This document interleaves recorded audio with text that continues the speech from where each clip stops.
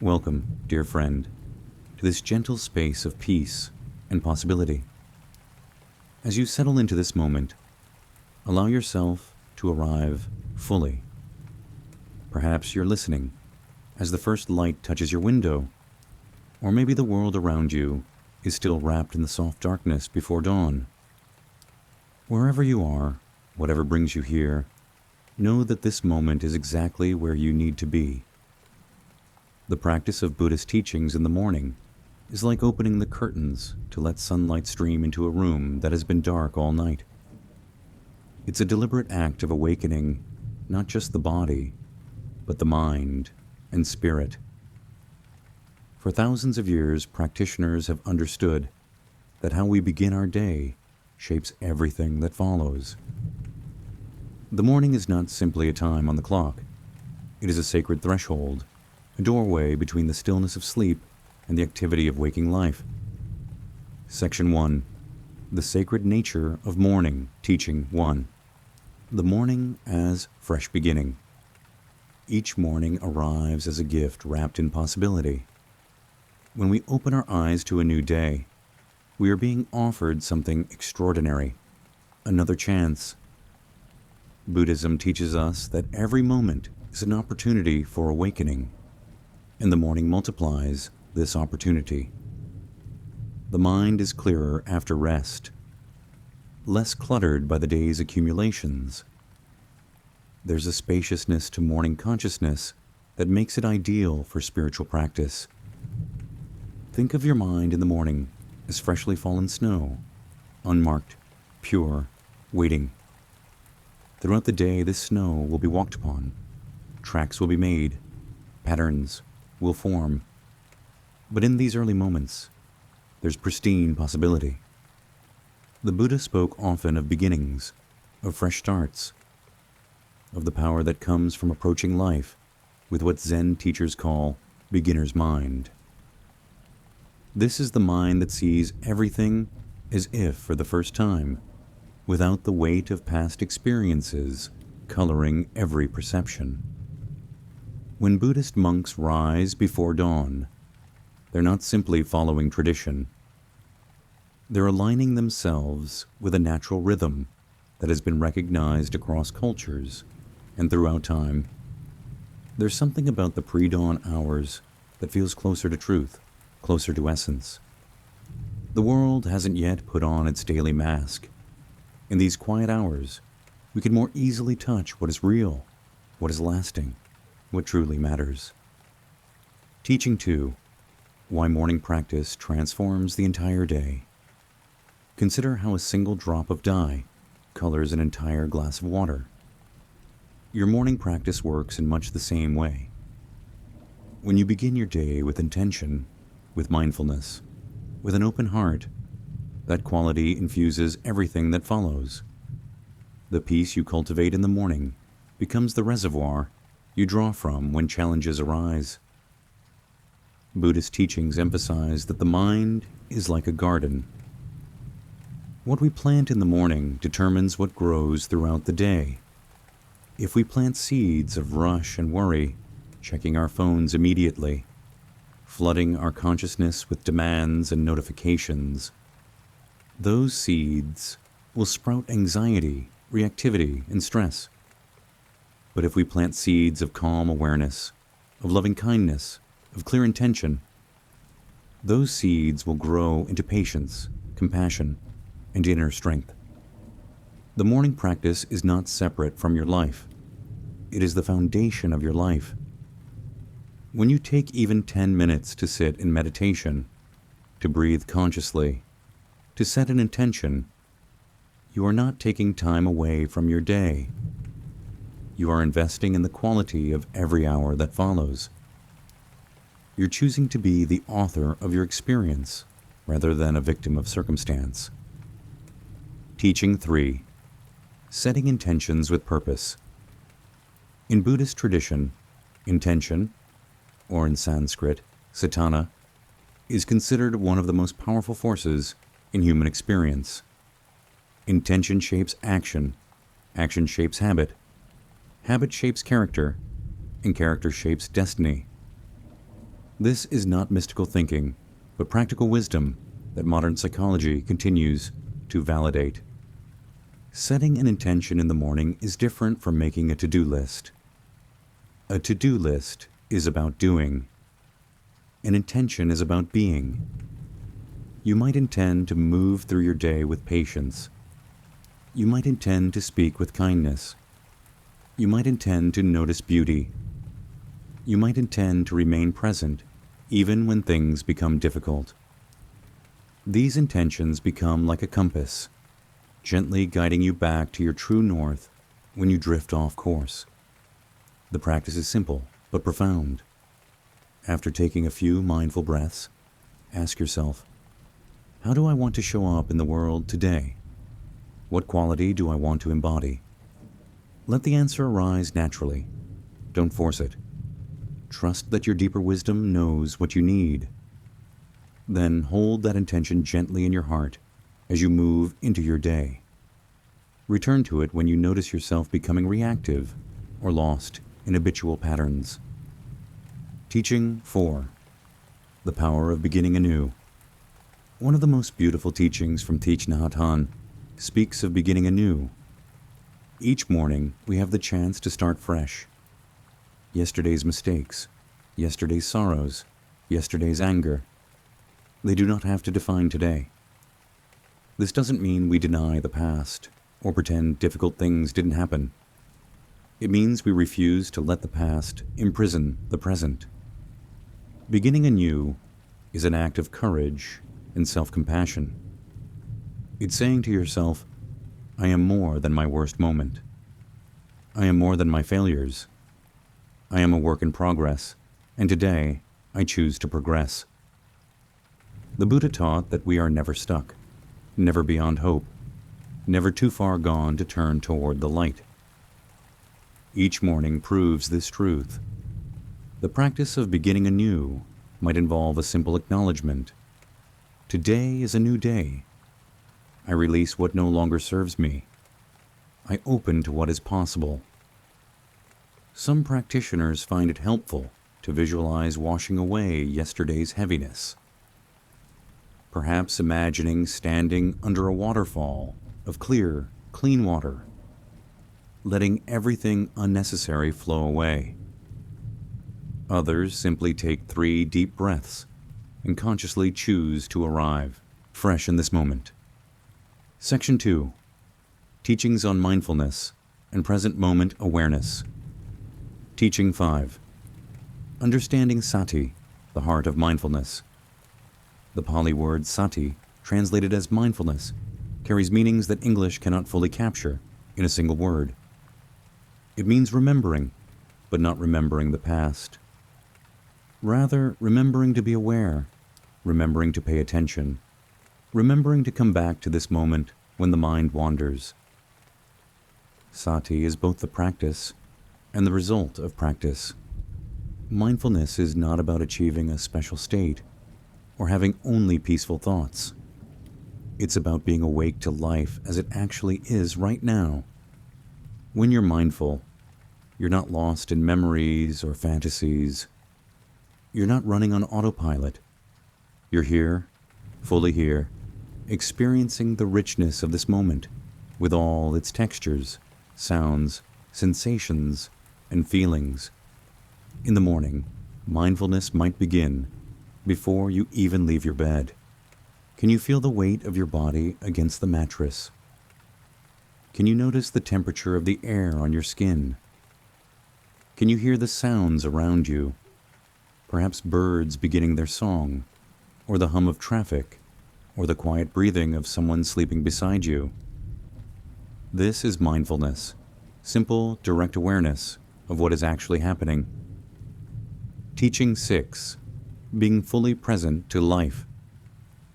Most of us spend much of our lives somewhere other than where we are. We're physically at breakfast, but mentally rehearsing a meeting. We're sitting with friends, but thinking about problems at work. We're in the shower, but planning dinner. This habit of being elsewhere robs us of the only life we actually have, the one happening right now.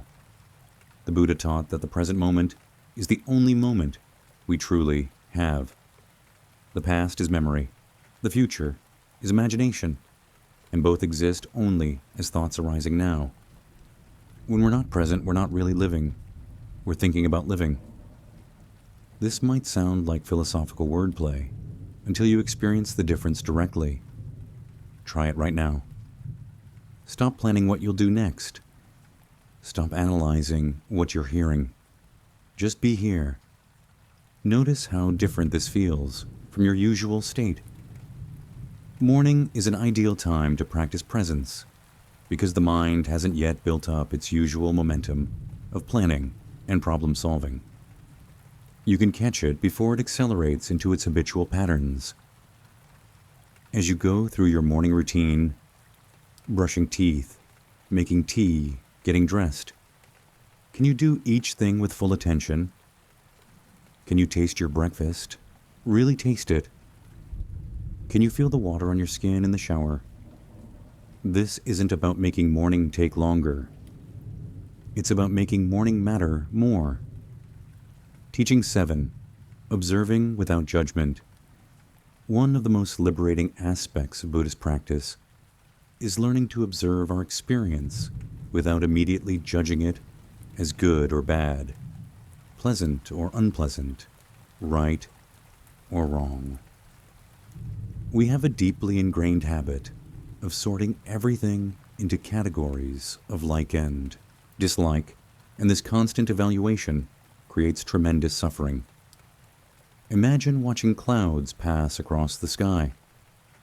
You don't judge one cloud as a good cloud and another as a bad cloud. You simply watch them move, change shape, and dissolve. Mindfulness invites us to observe our thoughts, feelings, and sensations with the same non-judgmental awareness. A thought of worry arises. We notice it. A sensation of discomfort appears. We notice it. An emotion of sadness surfaces.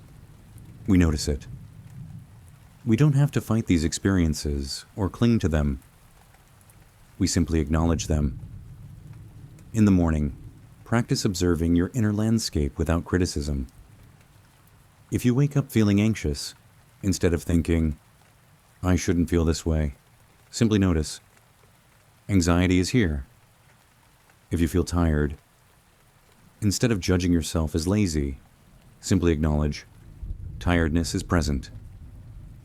This small shift from judgment to observation creates space for self-compassion and makes it much easier to work skillfully with whatever arises. Teaching 8. Mindfulness in daily activities.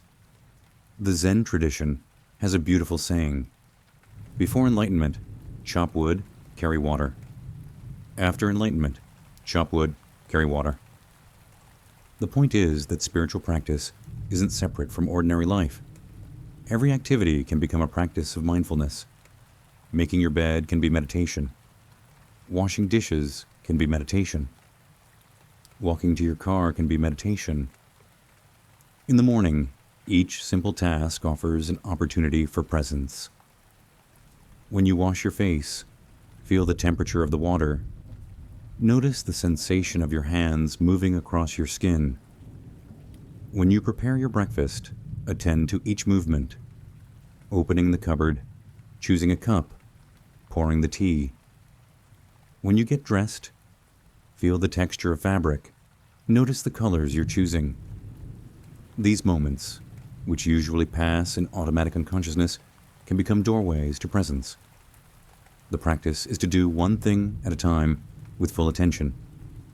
Not breakfast while checking email while planning the day.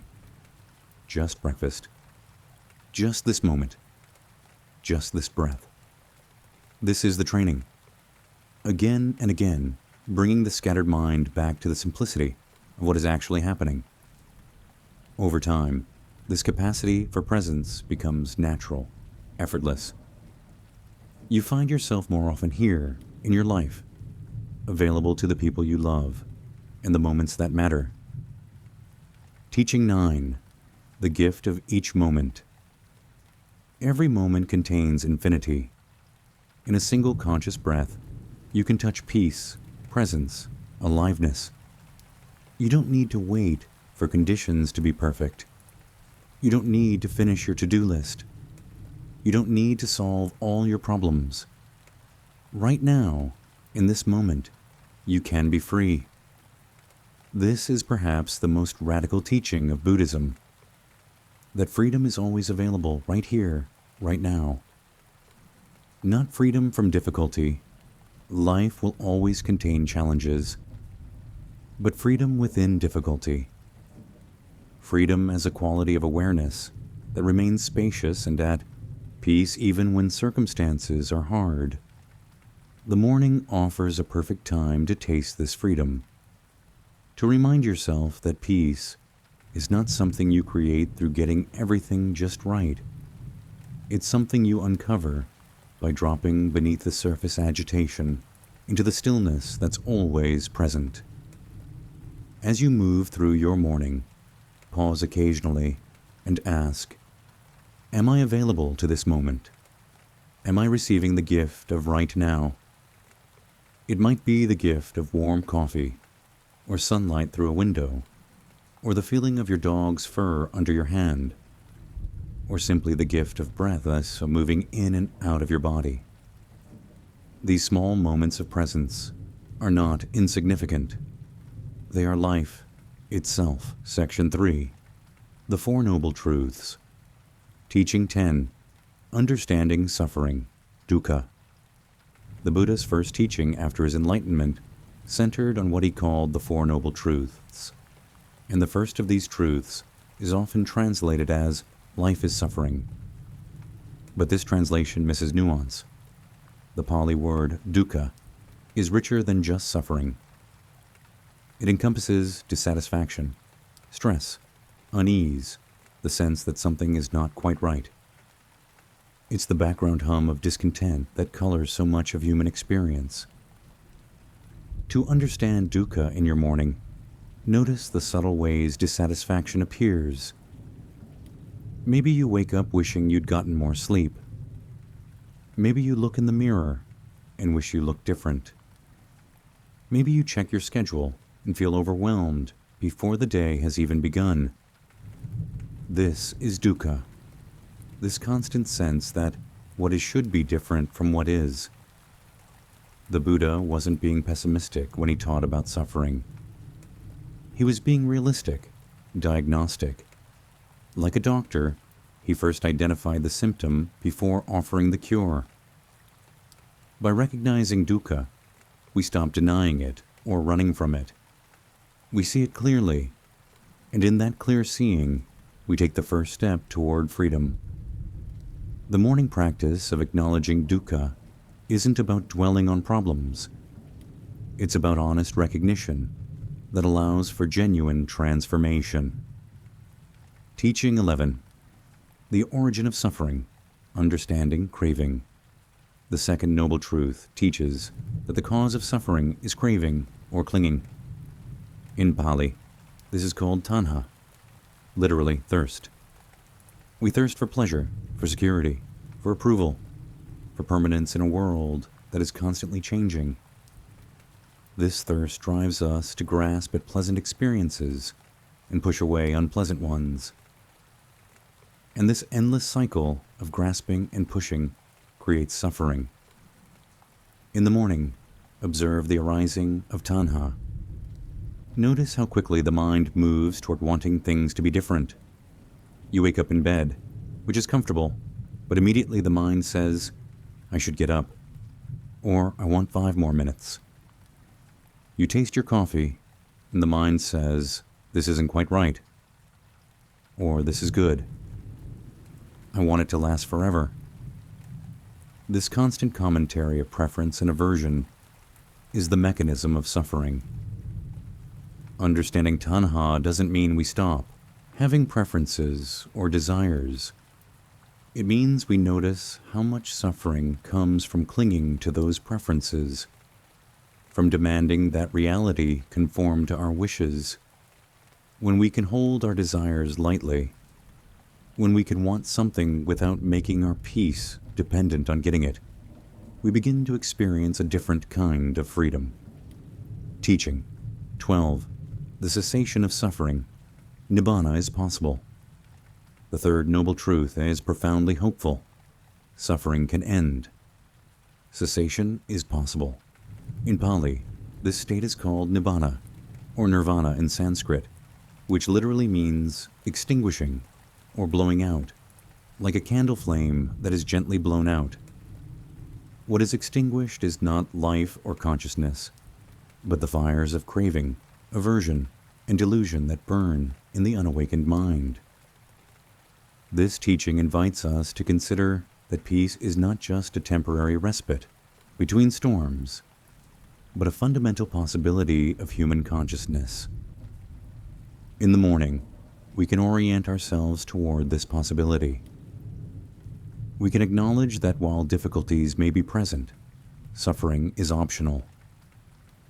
We suffer not because life is hard, but because we fight against life's hardness, because we crave permanence in an impermanent world, because we construct elaborate stories about what things mean. Nibbana is often described as the end of suffering, but it might be more accurately described as the end of the cause of suffering. When we stop feeding the flames of craving and aversion, they naturally die down. We don't have to become perfect. We don't have to never feel desire or dislike. We simply stop believing that our peace depends on getting what we want and avoiding what we don't want. This is the cessation the Buddha taught about. Profound, available, real. Teaching 13. The path to freedom. The fourth noble truth. The fourth noble truth is that there is a path to the end of suffering, and that path is the noble Eightfold path. This isn't a linear path where you complete step 1 before moving to step 2. It's more like 8 aspects of a well-lived life, 8 practices that support each other and develop together over time. In the morning, we can commit ourselves to this path. We can acknowledge that freedom is not about changing our circumstances, but about transforming our relationship to circumstances. The path involves how we see, right view, what we intend, right intention, how we speak, right speech, how we act, right action, how we live, right livelihood, the energy we bring, right effort, our quality of attention, right mindfulness, and our capacity for focused concentration, right concentration. Each morning is an opportunity to walk this path. Not perfectly. Perfection is not the point. But sincerely, genuinely, with commitment to waking up more fully. The path is not about reaching some distant destination. It's about how we walk, how we live, how we show up right now. When we understand this, morning practice becomes not a chore or obligation, but a joyful engagement with the very purpose of our lives. Section 4. The Noble Eightfold Path. Part 1. Wisdom Teaching. 14. Right View. Seeing clearly. Right view is the foundation of the entire path. It means seeing things as they actually are, not filtered through our preferences, fears, and delusions. It means understanding the Four Noble Truths, recognizing impermanence, seeing how suffering arises from craving, and can cease when craving ceases. In the morning, right view involves looking at the day ahead with clarity, rather than through the lens of anxiety or wishful thinking. It means acknowledging challenges without catastrophizing. It means recognizing opportunities without grasping. When you review your schedule, can you see it simply as it is? Can you notice when your mind adds layers of story and interpretation? Right view also means understanding cause and effect. Your actions have consequences. If you begin your morning rushed and stressed, that energy will ripple through your day. If you begin with spaciousness and calm, that too will influence everything that follows. You're not a victim of circumstances. You're a participant in creating your experience. This understanding is empowering. It means you have agency. Your choices matter. Teaching 15, contemplating interconnection. Part of right view is understanding interconnection. Nothing exists in isolation. Your morning coffee connects you to farmers in distant countries, to the rain that watered the plants, to the countless beings whose labor brought that coffee to your cup. Your ability to wake in a safe, warm bed connects you to builders and manufacturers, to the complex systems that provide electricity and running water. When we see interconnection clearly, gratitude arises naturally. We realize we're not separate, isolated individuals struggling alone. We're part of a vast web of relationships, giving and receiving constantly. In the morning, take a moment to acknowledge this interconnection. Let yourself feel supported by all that sustains you. Let yourself feel grateful for the invisible network of care that makes your life possible. This understanding of interconnection also helps us see that our actions matter beyond ourselves. How you treat people today will ripple outward. The patience you offer to a difficult colleague might change their entire day, which might change how they interact with their family, which might change how their children grow up. We cannot see all these connections, but we can trust they exist. Your morning practice of cultivating peace and kindness is not just for you. It's your contribution to the collective consciousness. Teaching 16, right intention, purifying motivation. Right intention, sometimes called right thought or right aspiration, refers to the quality of our thinking and the motivation behind our actions.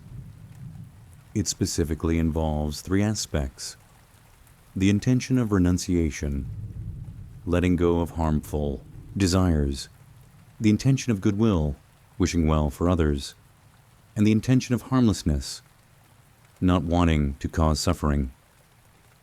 In the morning, we can check our intentions. What is motivating us today? Are we driven by fear, by the need to prove ourselves, by greed for success or recognition? Or can we touch a deeper motivation, perhaps the wish to be helpful, to grow in wisdom, to contribute something positive to the world?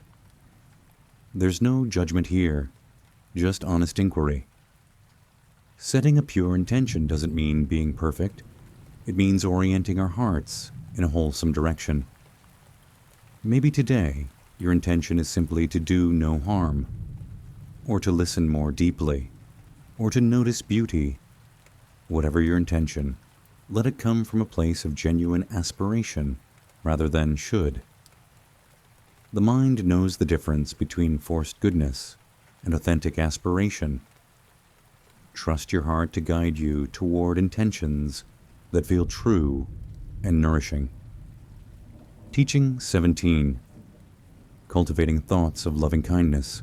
Ichiyam, one of the most powerful ways to develop right intention is through the deliberate cultivation of loving kindness.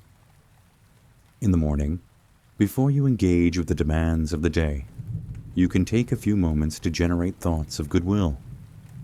You might think of someone you love and silently wish them well. May you be happy. May you be healthy. May you be safe. May you be at peace. Then extend this practice. Think of yourself. May I be happy. May I be healthy. May I be safe. May I be at peace. Then perhaps someone neutral, someone you don't know well. May you be happy. May you be healthy. May you be safe. May you be at peace. If you're ready, even extend loving kindness to someone difficult. May you be happy. May you be healthy. May you be safe.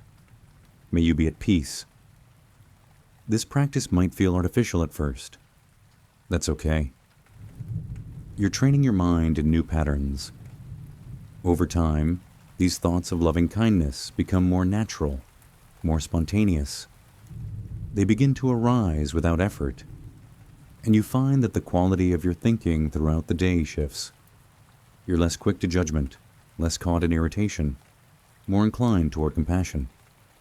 This is the fruit of right intention, a mind that naturally inclines toward kindness. Section 5. The Noble Eightfold Path.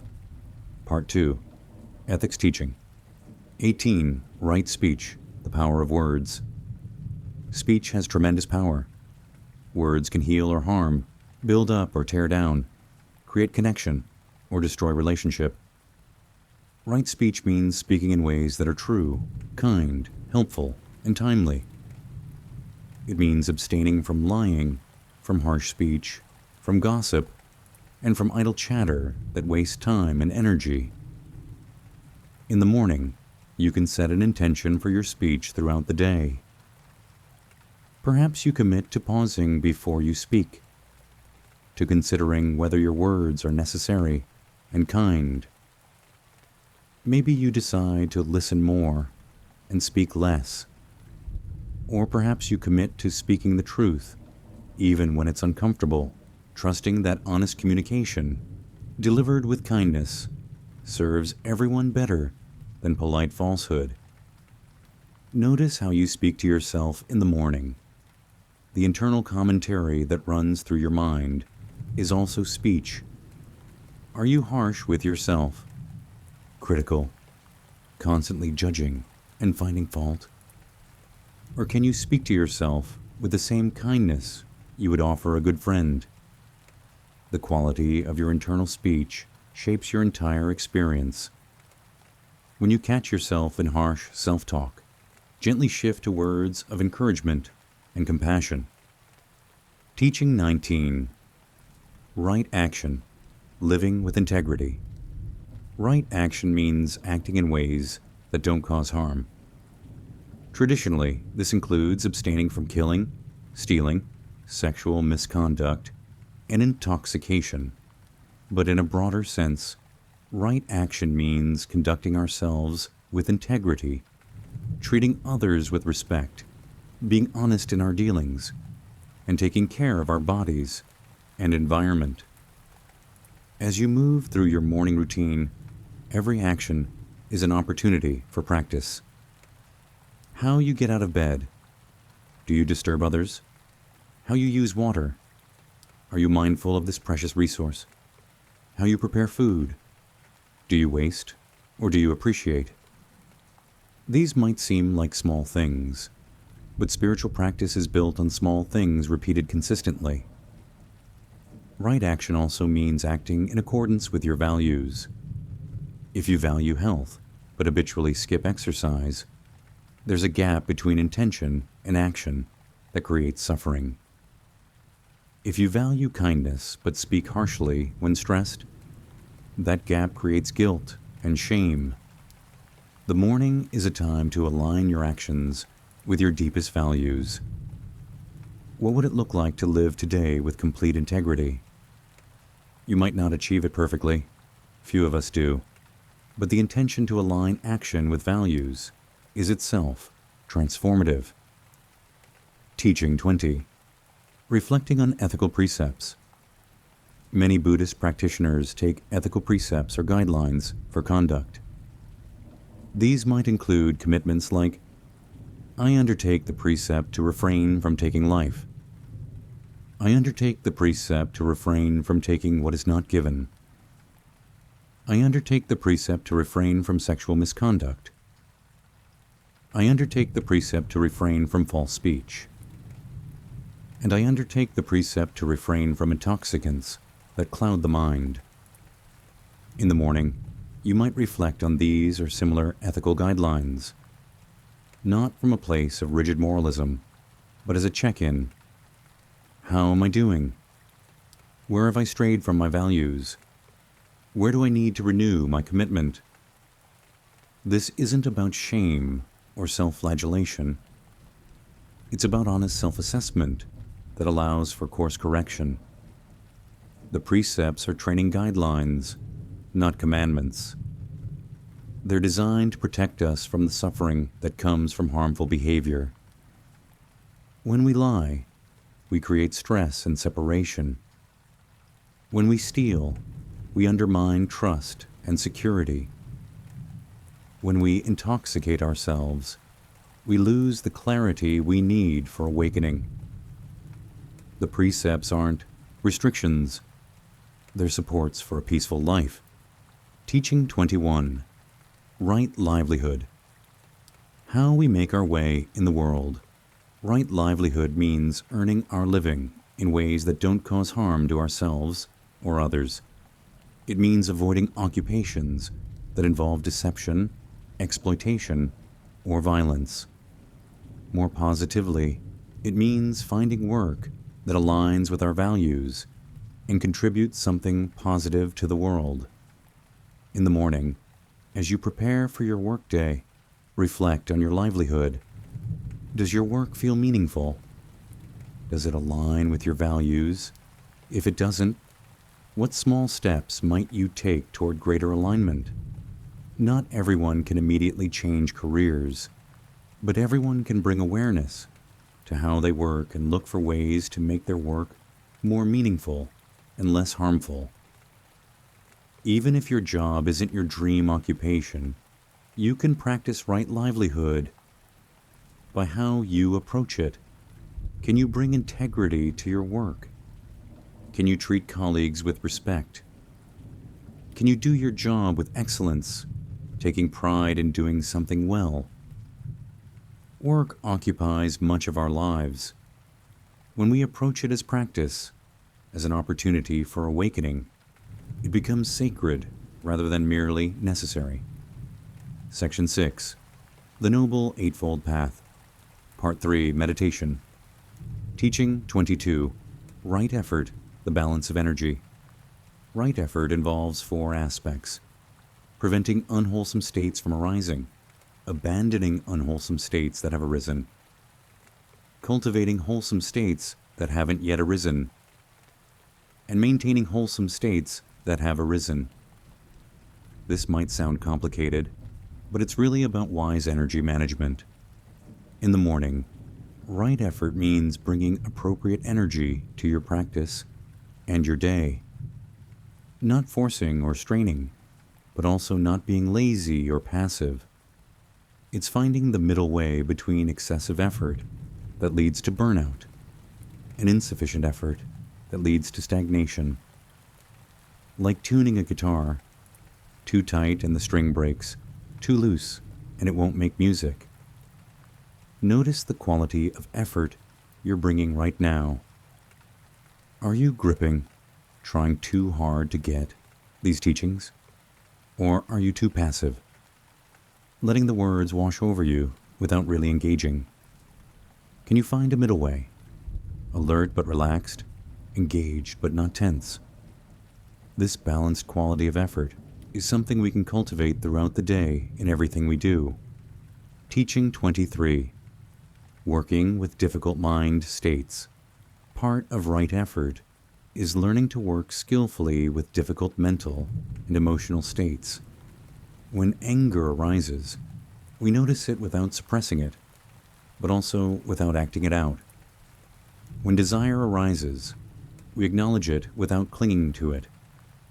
When doubt arises, we investigate it without being paralyzed by it. The morning is an ideal time to establish a practice of working with mind states. Maybe you wake up anxious. Instead of drowning in the anxiety or fighting against it, you can bring mindful attention to it. Anxiety is here. I notice tightness in my chest. I notice rapid thoughts. I can breathe with this. This too will pass. This doesn't make the anxiety disappear, but it changes your relationship to it. You're no longer identified with it. You're aware of it. With practice, you develop confidence that you can be with whatever arises. No state is permanent. Everything passes. When you know this deeply, You're not so frightened of difficult states. They're just weather passing through the sky of awareness. You're the sky, not the weather. This understanding is profoundly liberating. Teaching 24. Right mindfulness, remembering to be present. We've already explored mindfulness extensively, but it's worth emphasizing here as part of the Eightfold path. Right mindfulness means maintaining continuous awareness of body, feelings, mind, and phenomena. It means remembering to be present again and again throughout the day. In the morning, you're establishing the habit of mindfulness that you'll carry forward each time you notice you've drifted into thought and bring yourself back to direct experience.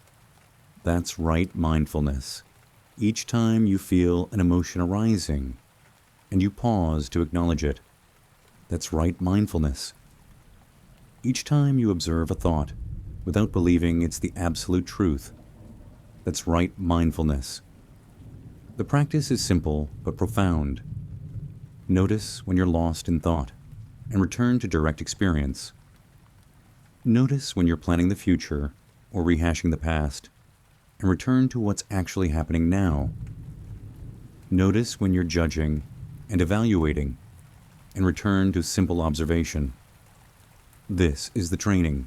Simple, endless, transformative. Teaching 25. Right concentration. Developing focus and absorption.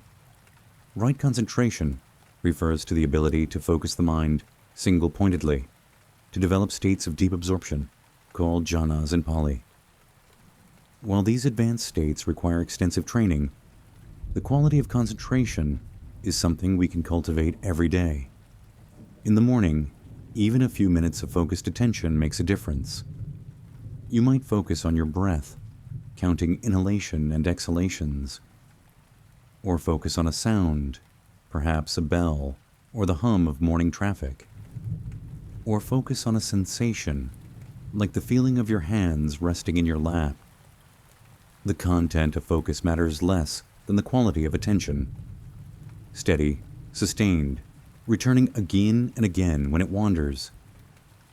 Concentration is like a mental muscle. The more you exercise it, the stronger it becomes. And as concentration deepens, the mind naturally settles, quiets. Thoughts become less insistent. There's more space, more peace. This concentrated, settled mind becomes a foundation for insight and wisdom. It allows you to see things more clearly, to respond rather than react, to access the deeper peace that's always available beneath the surface turbulence. Section 7. Loving kindness and compassion. Metta. Teaching. 26. Understanding metta. Yama, universal friendliness. Metta, often translated as loving kindness, is a quality of unconditional, universal friendliness. It's not romantic love, or even the love we feel for family. It's a basic goodwill that extends to all beings, without exception. Metta is the wish that all beings be happy, be safe, be free from suffering. In the morning, cultivating metta sets a beautiful tone for the day. It softens the heart, opens us to connection, and counteracts the tendency toward judgment and criticism. When you practice metta, you're deliberately training your mind in kindness. You're creating neural pathways of compassion that, over time, become the default way your mind works. The practice is beautifully simple. You generate feelings of loving kindness, often by repeating phrases.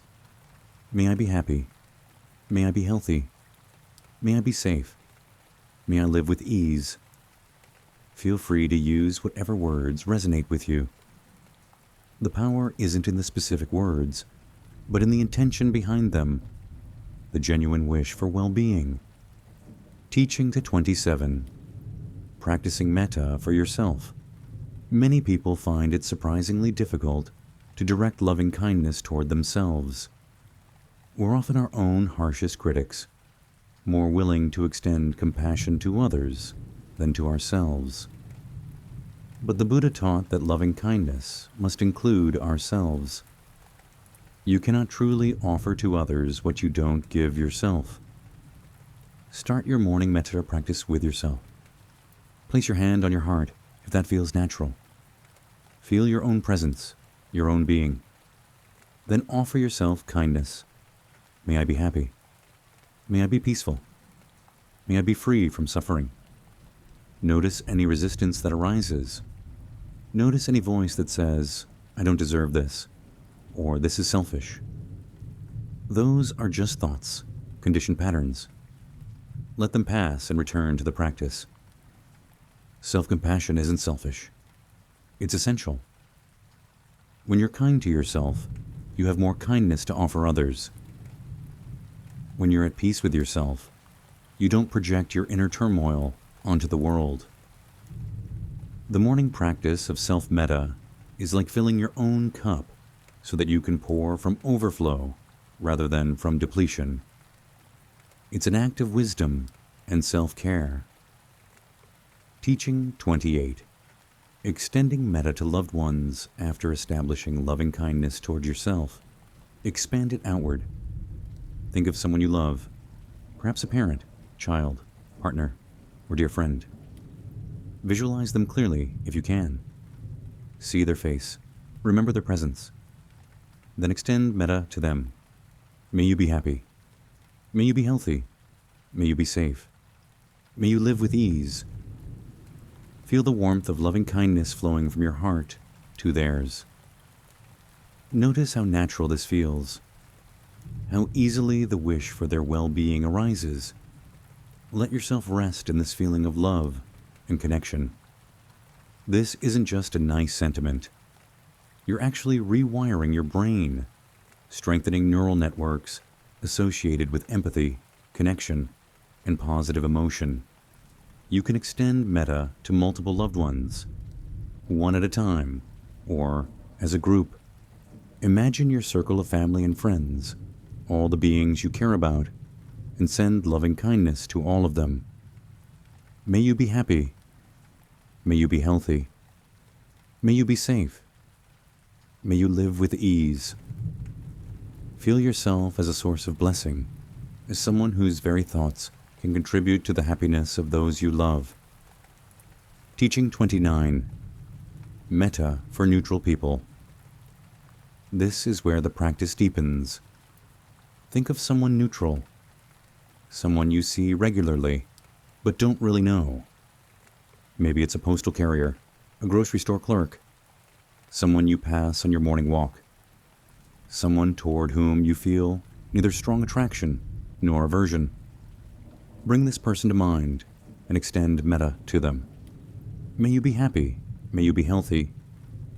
May you be safe. May you live with ease.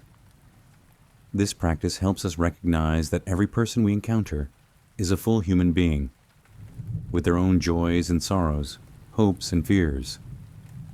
The person we barely notice has a complete inner life. They love people. They've experienced pain. They're doing their best. When we practice metta for neutral people, we're training ourselves to see beyond categories of important to me and not important to me. We're recognizing shared humanity. In the morning, as you prepare to move through your day and encounter dozens or hundreds of people, this practice plants seeds of universal friendliness. You're less likely to be irritated by strangers.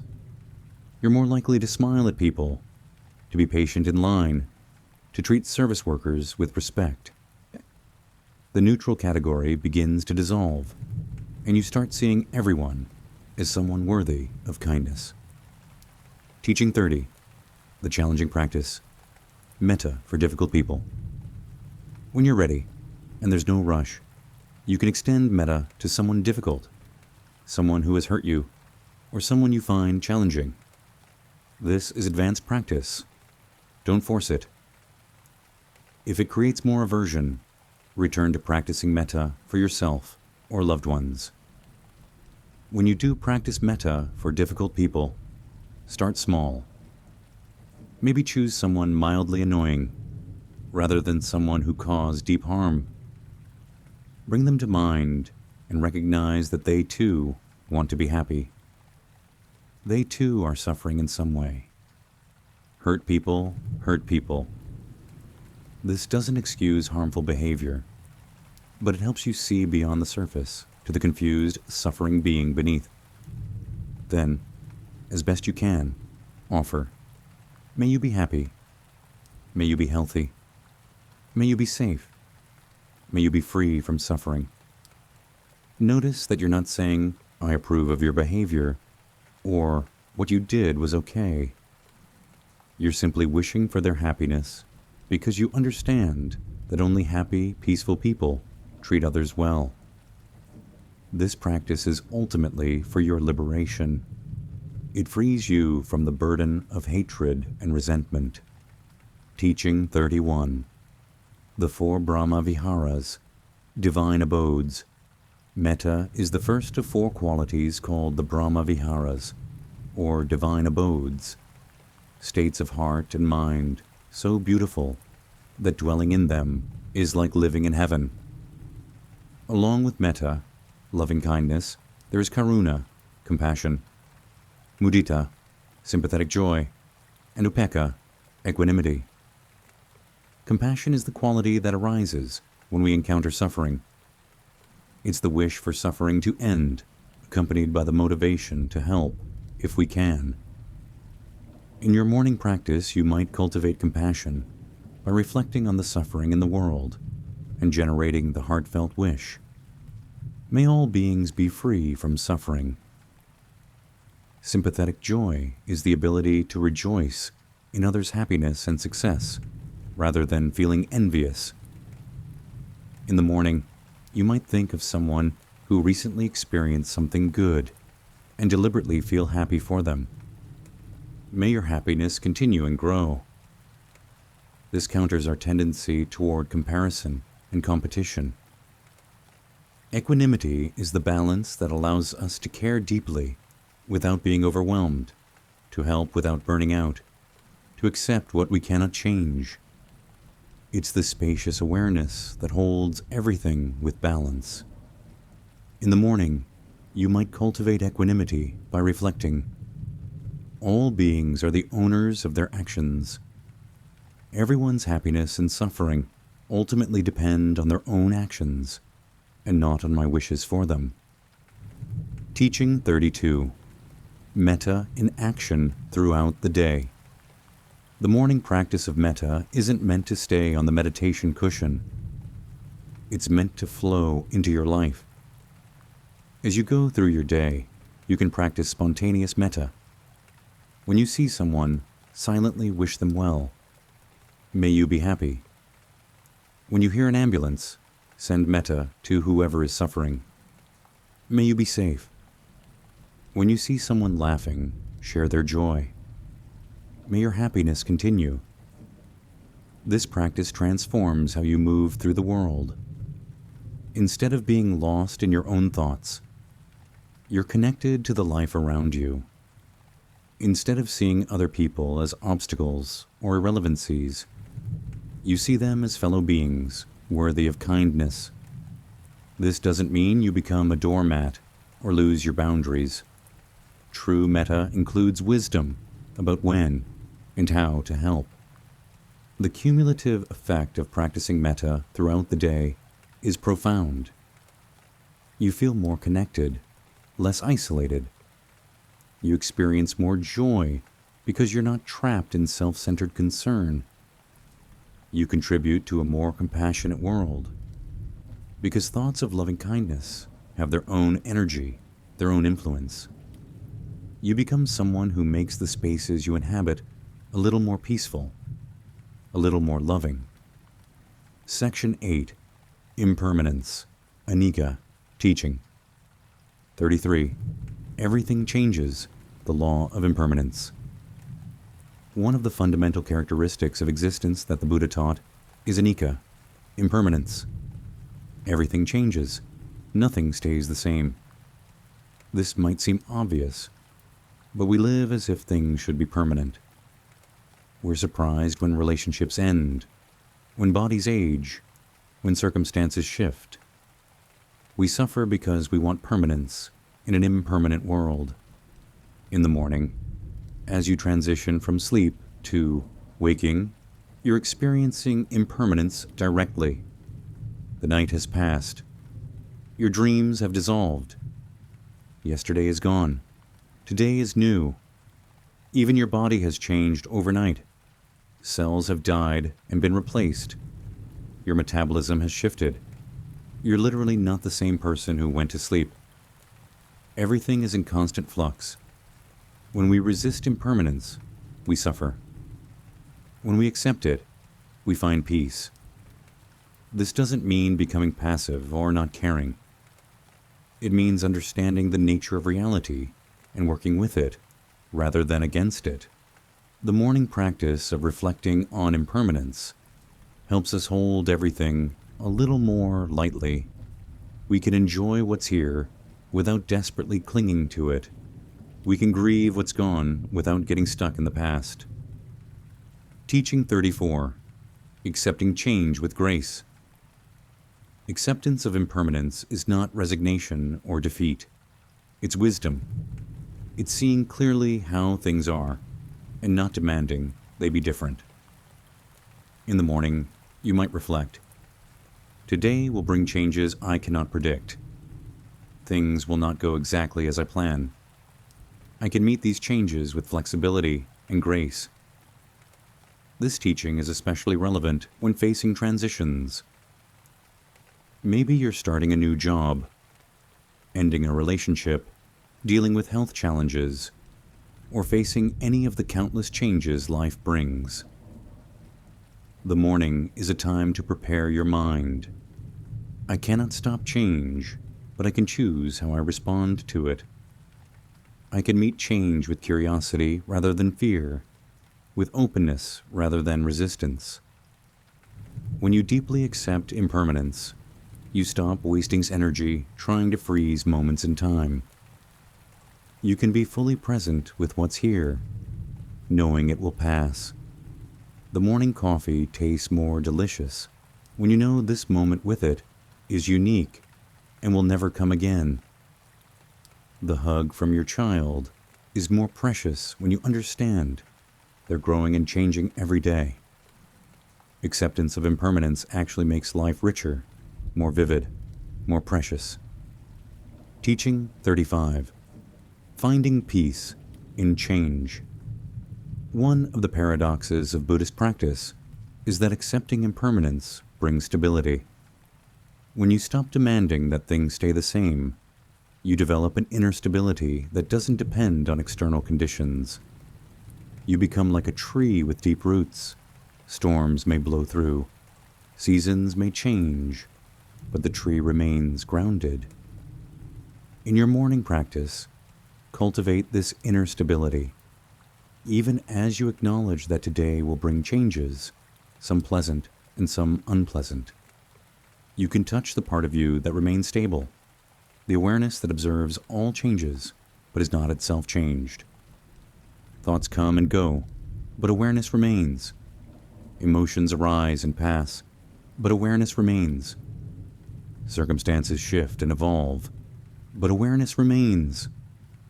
This stable awareness is your refuge. When everything else is changing, you can always return to simple presence, to the basic awareness of being alive in this moment. The morning practice of connecting with this awareness gives you an anchor for the day. No matter what changes arise, you have a place to return to, a ground beneath your feet. Teaching 36. Living with wisdom about impermanence. Understanding impermanence changes how we live. It makes us less likely to postpone joy, less willing to waste time on what doesn't matter. It creates a healthy urgency, not anxiety, but an appreciation for the preciousness of time. The morning is a good time to reflect. This day is unique. It will never come again. How do I want to use it? Impermanence also helps us forgive ourselves and others. That mistake you made, that person who hurt you, These things are already in the past, already changed, already not what they were. Holding on to resentment is like clutching a handful of sand. It just slips away anyway, and the grasping itself is painful. When you understand impermanence, forgiveness becomes easier. You can let the past be past and arrive fresh in this moment. In the morning, you might practice letting go of yesterday's concerns. They've already changed. The worry you had last night has transformed. The person you were angry with has already changed, and so have you. This moment is new. Can you meet it with a fresh perspective without dragging the past into the present? This is the gift of understanding impermanence. It frees you to begin again, always. Section 9. Equanimity, Upekkha, Teaching. 37. Understanding balance and equanimity.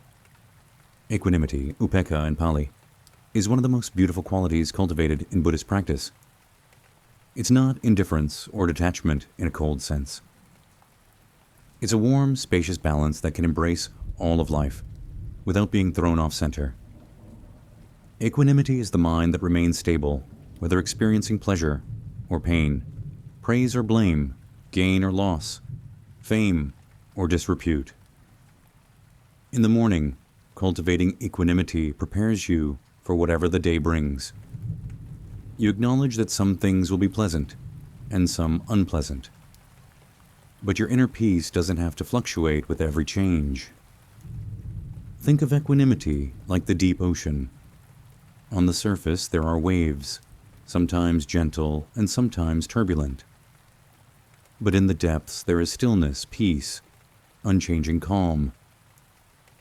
Equanimity allows you to care deeply about life while not being devastated by outcomes. You can work hard for results while understanding you cannot control everything. You can love people fully while recognizing you cannot protect them from all suffering. This balanced perspective is essential for sustainable compassion. Without equanimity, caregivers burn out, activists become bitter, and helpers become exhausted. Teaching 38. Remaining steady through life's storms. Life brings storms. This is inevitable. There will be days of loss, disappointment, conflict, and pain. There will also be days of joy, success, connection, and beauty. Equanimity doesn't mean flatness, where we feel nothing. It means we experience the full range of life without being thrown off balance by it. In the morning, you can strengthen equanimity by reflecting on the 8 worldly winds: pleasure and pain, gain and loss, praise and blame, fame and disrepute. These winds are constantly blowing through our lives. The practice is to remain centered, regardless of which wind is currently blowing. You might reflect, today I may experience pleasant things and unpleasant things. My peace does not depend on which I experience. I can remain centered through all of it. This doesn't mean not having preferences or not working to create positive outcomes. It means not making your peace conditional on getting what you want.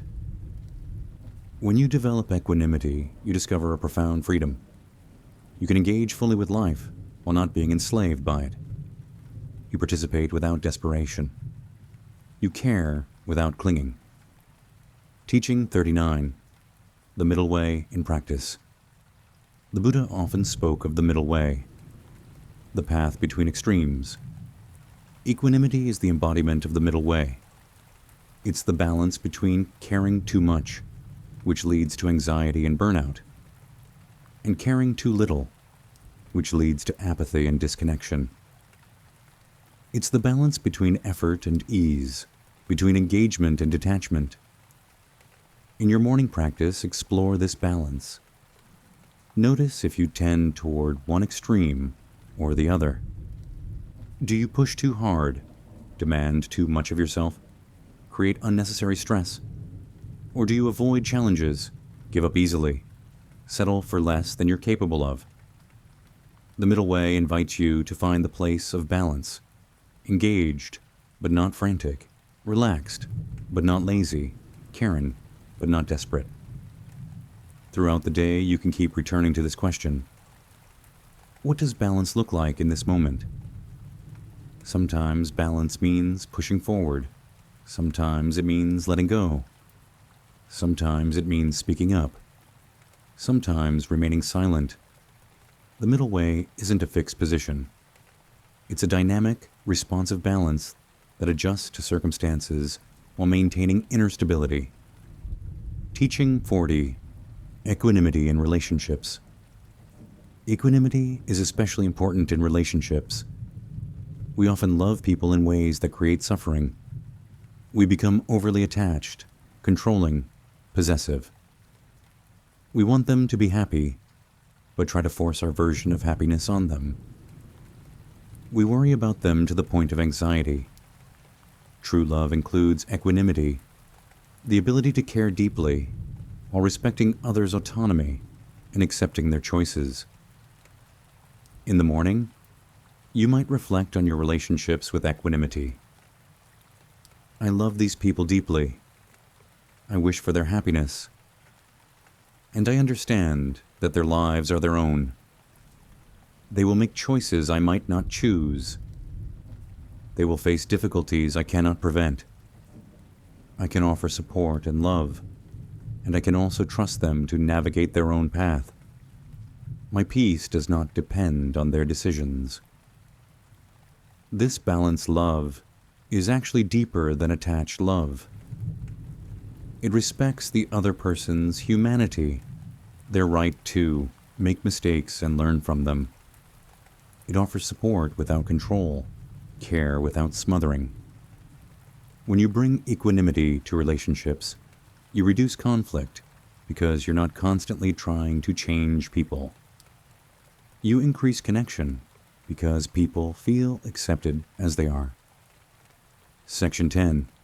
Gratitude Practice. Teaching 41. The Buddhist Approach to Gratitude. Gratitude is not a prominent theme in all Buddhist teachings, but it flows naturally from Buddhist practice. When you're present, when you stop taking things for granted, when you see the interconnection that supports your life, gratitude arises spontaneously. The morning is a perfect time to cultivate deliberate gratitude. Buddhist gratitude isn't just about being thankful for good things. It's about recognizing the preciousness of life itself. The miracle that you woke up this morning, that your heart is beating, that you can breathe, that consciousness is here to experience anything at all. Before you think about what you have to do today, before you check your phone, can you simply feel grateful to be alive? This basic gratitude for existence is profound. It's not dependent on circumstances being pleasant. Even on difficult days, you can be grateful for the capacity to experience, to grow, to learn. You can be grateful for challenges that strengthen you. You can be grateful for the opportunity to practice, to become wiser and more compassionate. This foundational gratitude transforms your relationship with life. Teaching 42. Appreciating this precious life. Buddhist teachings speak of the preciousness of human birth. In the vast universe, across infinite time, the conditions that came together to create your life are almost impossibly rare. You could have been born in circumstances without access to teachings, without the freedom to practice, without basic necessities. But here you are, with this mind capable of awakening, in these circumstances that allow for growth. In the morning, take a moment to appreciate this. Look at your hands. These remarkable instruments that can create, comfort, communicate. Feel your breath. This autonomic miracle that continues without your conscious effort. Notice your senses. the ability to see, hear, feel, taste, smell the richness of existence. These are not small things. These are extraordinary gifts. You might practice what some traditions call the 5 remembrances, reflecting on difficult truths that actually cultivate gratitude. I am subject to aging. Aging is unavoidable. I am subject to illness. Illness is unavoidable. I am subject to death. Death is unavoidable. Everything and everyone I love will change, and I will be separated from them. My only true possessions are my actions, and I cannot escape their consequences. These reflections, rather than being depressing, help us appreciate what we have right now. Teaching 43. Finding gratitude in difficulty.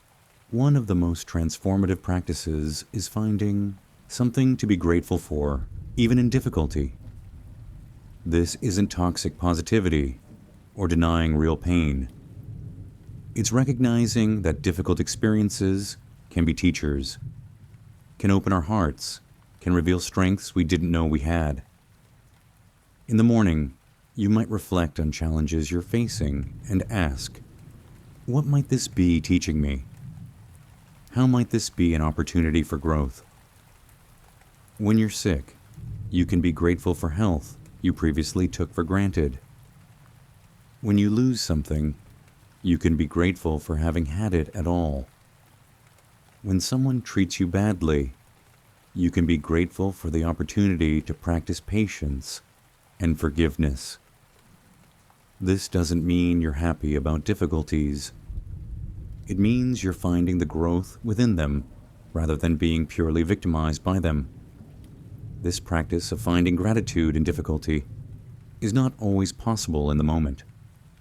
Sometimes pain is too acute, grief too raw. That's okay.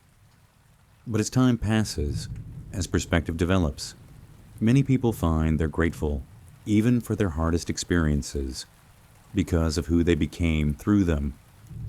The morning practice can include reflecting on past difficulties and recognizing how they shaped you, how they deepened your compassion, how they made you stronger or wiser.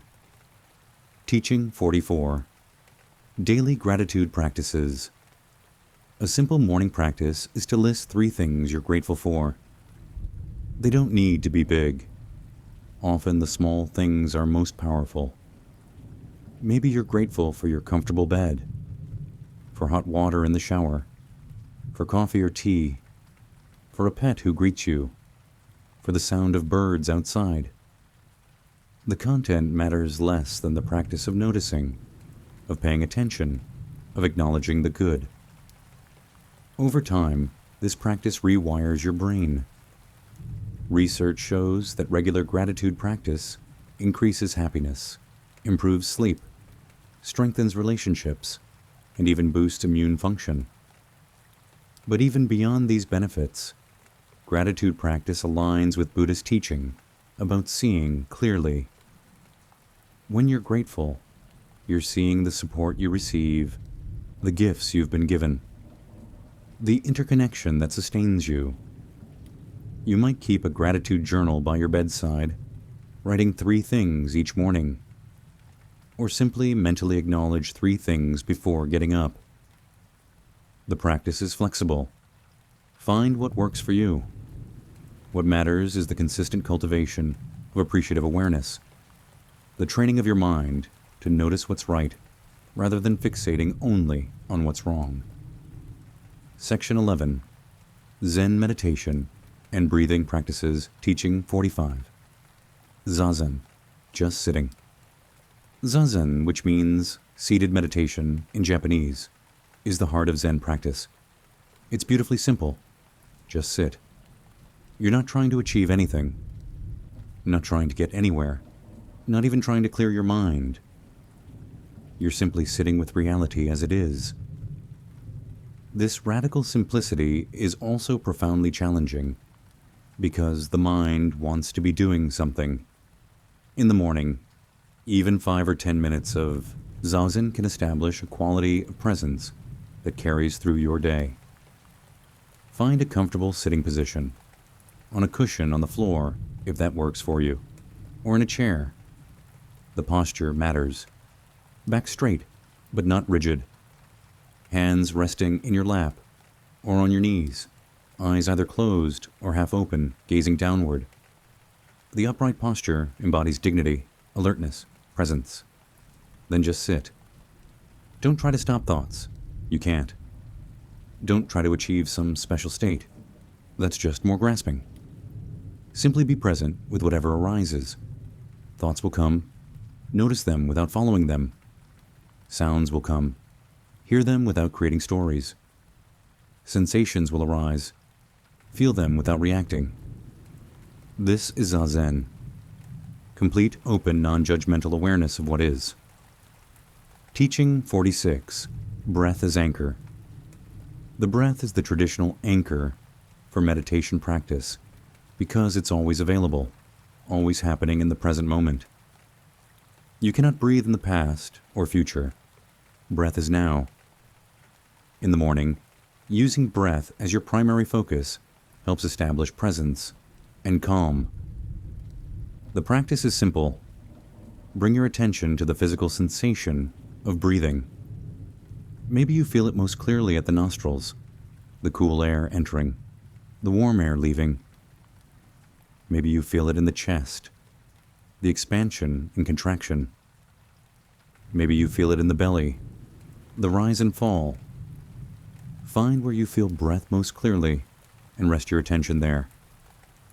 You don't need to control the breath, just observe it. Natural breath, easy breath. When your mind wanders, and it will thousands of times, gently return attention to breath. No judgment, no frustration. Just a patient return, again and again. This is the practice, noticing when you've wandered and coming back. Each return strengthens attention, builds concentration, develops the capacity to be present. Teaching 47. Calming the mind.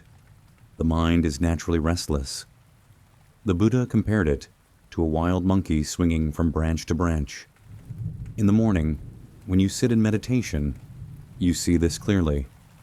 Thought after thought arises. Planning, worrying, remembering, fantasizing. This doesn't mean you're doing something wrong. This is what minds do. The practice is not to stop thoughts, but to change your relationship with them. Instead of being caught up in the content of thoughts, you observe the process of thinking. You notice, thinking is happening. You don't need to engage with every thought. Not every thought is important, true, or worthy of attention. Most thoughts are just mental habits, recycled content, background noise. As you continue to return to breath, to presence, the mind gradually settles. Not through force, but through patient redirection. Like training a puppy, you don't punish it for wandering. You gently lead it back, again and again. Over time, the mind learns to settle more quickly. The gaps between thoughts become longer. There's more space, more peace, more clarity. This, settled, clear mind is your natural state when you're not caught in mental proliferation. Teaching 48. Finding stillness within. Beneath all the surface activity, thoughts, emotions, sensations, there is stillness. Always. The stillness doesn't come and go. It's the background against which everything else arises. In the morning meditation, you're not creating stillness.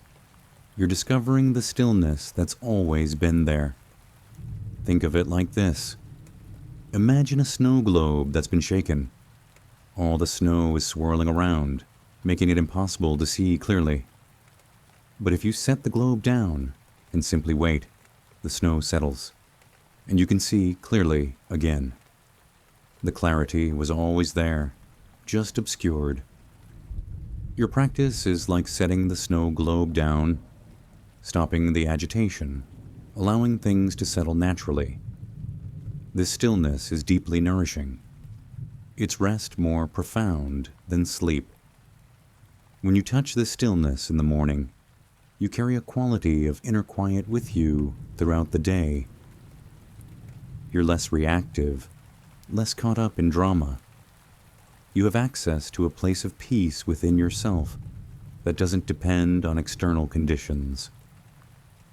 This is one of the great fruits of practice, the discovery that peace is always available, right here, right now. Section 12. Integration and Closing Teaching. 49. Bringing practice into daily life. The ultimate point of morning practice is not what happens on the meditation cushion or during contemplation. It's how you live the rest of your day. Practice is meant to flow into life, to transform how you work, relate, speak, and act. The morning is preparation, but life is the actual practice ground. As you transition from your morning practice into your day, set the intention to carry what you've cultivated with you. The mindfulness you developed, can you bring it to conversations? The loving kindness you generated, can you extend it to people you encounter? The equanimity you touched, can you draw on it when things don't go as planned? The gratitude you felt, can you notice things to appreciate throughout the day? You might create small reminders for yourself. Perhaps set an alarm on your phone to buzz every few hours, reminding you to take 3 conscious breaths. Maybe put a small object in your pocket that you touch periodically, using it as a reminder to return to presence, or commit to a simple practice, like pausing before entering a new space, before you walk into work, before you enter your home. Taking a moment to arrive, to be present, to connect with your intention. The Buddha taught that practice is not about achieving some special state, available only to renunciates meditating in caves. It's about awakening in the midst of ordinary life, while working, parenting, relating, navigating the complexity of human existence. Your morning practice gives you tools and establishes patterns that support this awakening in daily life. Teaching 50. Morning Rituals for Lasting Peace. Creating a consistent morning ritual establishes a foundation for your entire life. It doesn't have to be elaborate or time-consuming. Even 15 minutes can make a profound difference. The key is consistency. Doing something every day. Creating a habit of turning toward presence and peace first thing in the morning. Your ritual might include some combination of meditation, movement, reading, inspiring teachings, journaling, practicing gratitude, or setting intentions. Find what resonates with you. The form matters less than the commitment to beginning your day consciously, rather than automatically.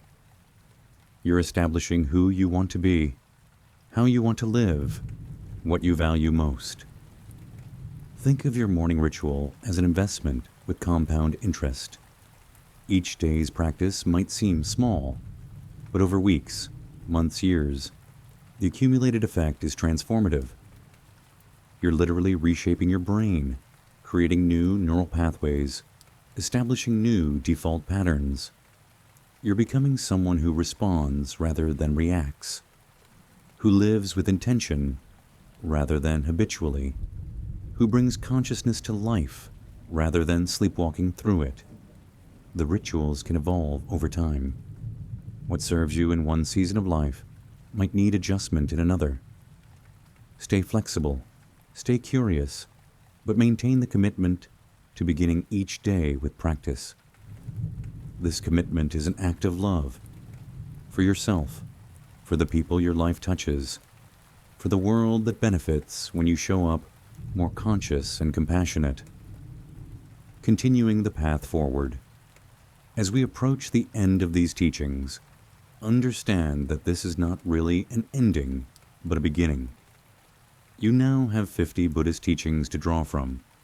50 ways of understanding, 50 practices to explore, 50 doorways into peace and awakening. You don't need to master all of them at once. Even taking one teaching deeply into your heart and life can be transformative. The path of awakening is patient. It unfolds over time. There is no hurry, no race, no competition.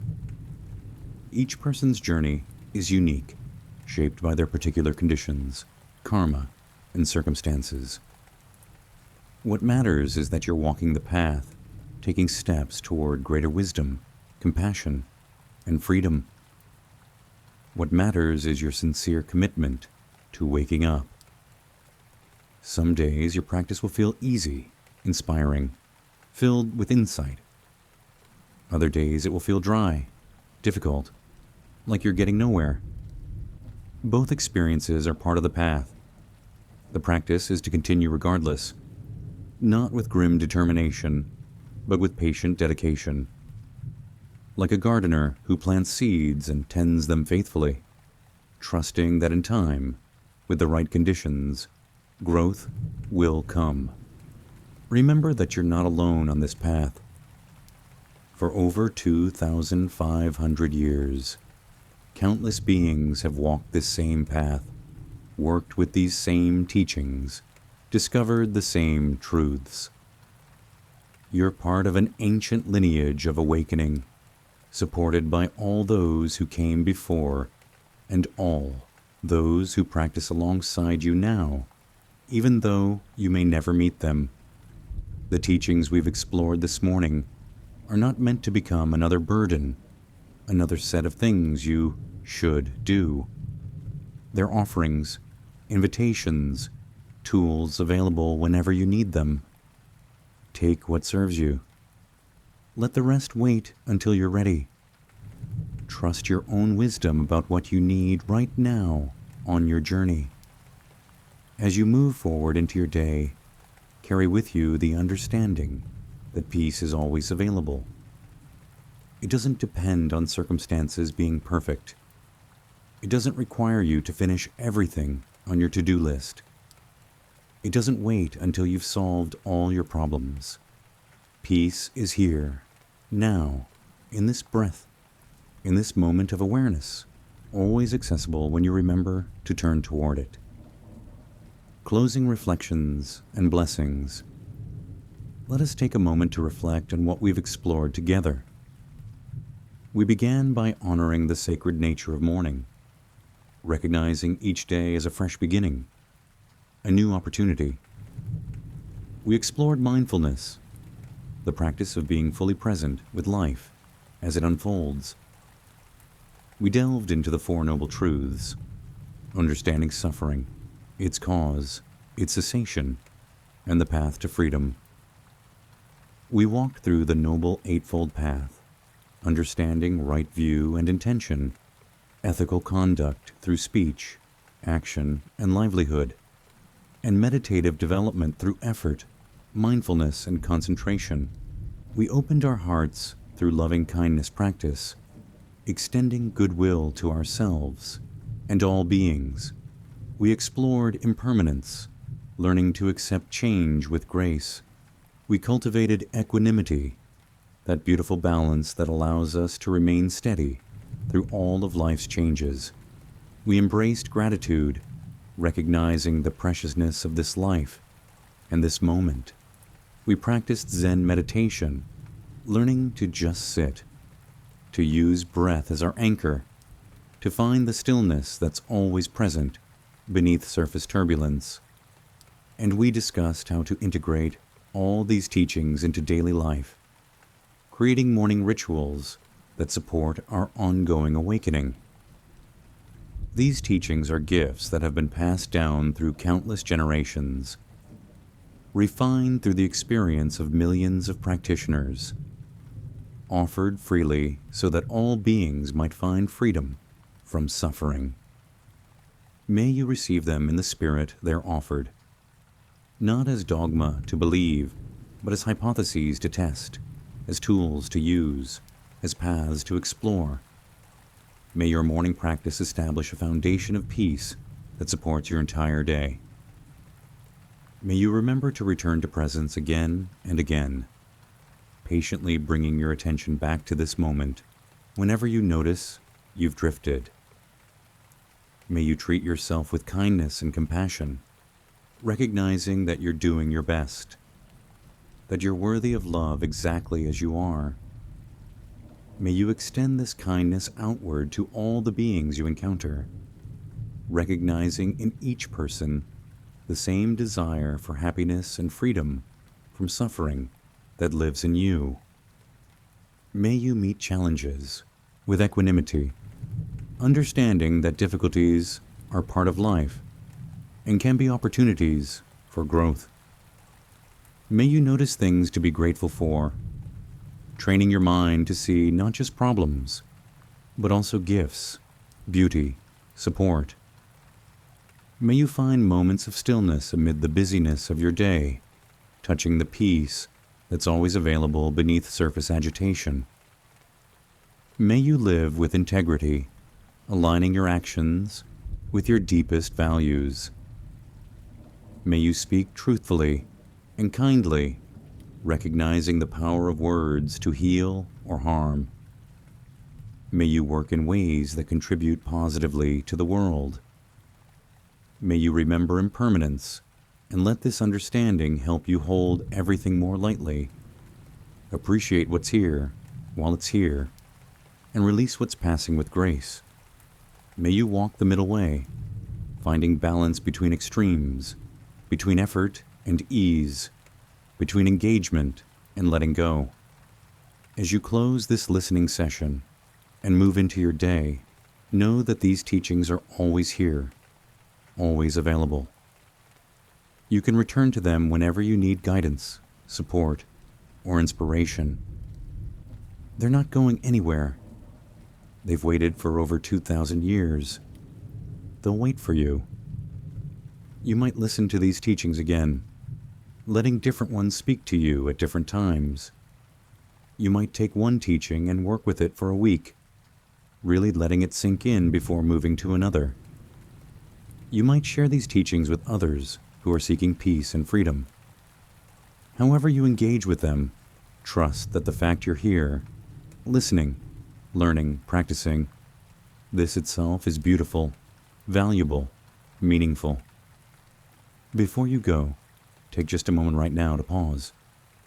Feel yourself breathing. Notice that you're alive, aware, present. This is it. This is the practice. This simple recognition of being here, now. Everything else builds from this basic foundation of presence, and you can return to it anytime, anywhere, in any circumstance. 3 conscious breaths are enough to come home to yourself. Thank you for dedicating this time to your practice, to your awakening, to cultivating peace in yourself, and thereby contributing peace to the world. Your practice matters. The consciousness you bring to your life matters. The kindness you extend matters. You matter. May all beings everywhere be happy. May all beings be healthy. May all beings be safe. May all beings live with ease and know the peace that comes from awakening. And now, before we part, a gentle reminder. If these teachings have brought you some peace, some insight, some moment of clarity or calm, consider supporting this channel. Your likes, your subscriptions, your comments sharing what resonated with you.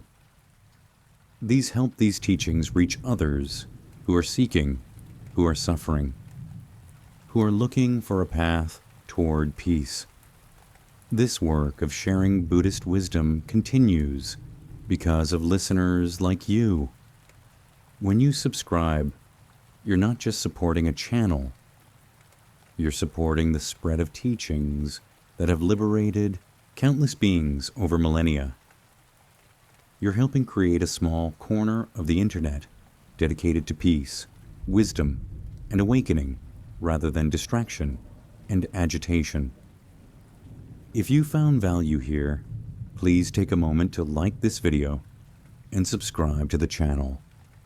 Share it with someone you think might benefit. Leave a comment about which teaching spoke to you most deeply. Your engagement tells us these teachings matter, that they're helping, that we should continue creating this content. Beyond that, your practice is the real offering. Every moment of mindfulness, every thought of loving kindness, every choice to respond with wisdom rather than react from habit. This is how these teachings live on. This is how they continue to transform the world, one awakening heart at a time. Go now into your day with peace, with presence, with the confidence that comes from knowing you have tools and teachings to support you. Return to these practices whenever you need them. They are yours now, part of your path, part of your journey toward freedom. May your day unfold with grace. May you meet whatever arises with wisdom and compassion. May you know moments of deep peace. May you feel connected to all of life. And may you continue to awaken, to grow, to become ever more fully yourself, conscious, compassionate, free. Until we meet again in practice, be well, be peaceful, be present. And remember, you are exactly where you need to be, doing exactly what you need to do, becoming exactly who you're meant to become. Trust the process. Trust yourself. Trust the path. With deep respect and loving kindness, thank you for practicing with me this morning. Thank you for your commitment to awakening. Thank you for bringing more consciousness to this world. The world needs your practice. The world needs your peace. The world needs you, awake. Namaste. The light in me honors the light in you. May all beings be free from suffering. May all beings know peace. May all beings awaken.